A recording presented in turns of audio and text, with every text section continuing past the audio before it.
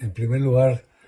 buenas tardes a mis queridas amigas y amigos, compañeras y compañeros socialistas de Asturias, región y partido al que me siento muy vinculado desde mi primera juventud, porque siempre me acogieron con una gran simpatía, con un gran calor y con una gran solidaridad a los socialistas sevillanos y andaluces que viajábamos a Asturias a visitar el tristemente célebre Pozo Fumeres, y donde hicimos tantos y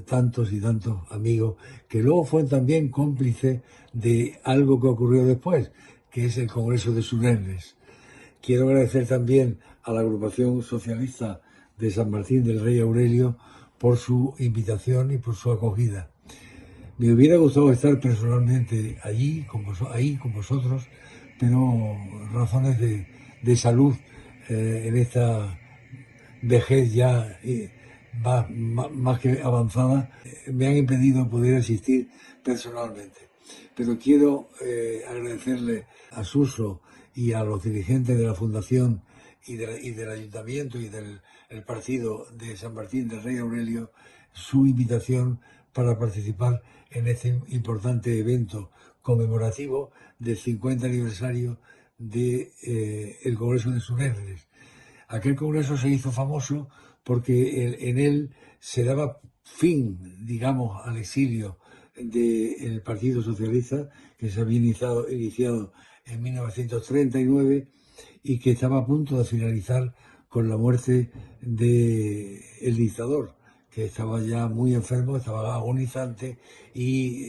el país estaba adelante por una parte, con miedo por otra a lo que podía venir. Y ahí apareció un Partido Socialista renovado, con nueva gente y también con los antiguos, que dio un paso adelante para convertirse en un agente,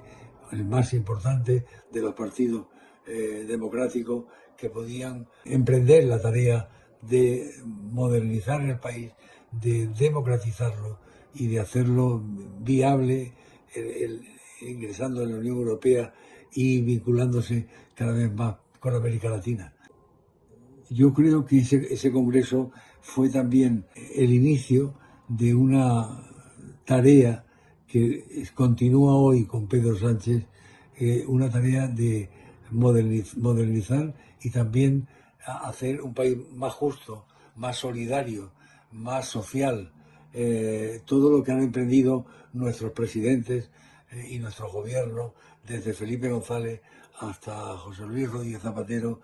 Pedro Sánchez y los anteriores, que no olvidamos, los que fueron presidentes de gobierno durante la guerra, como Largo Caballero o Juan Negrín. Este partido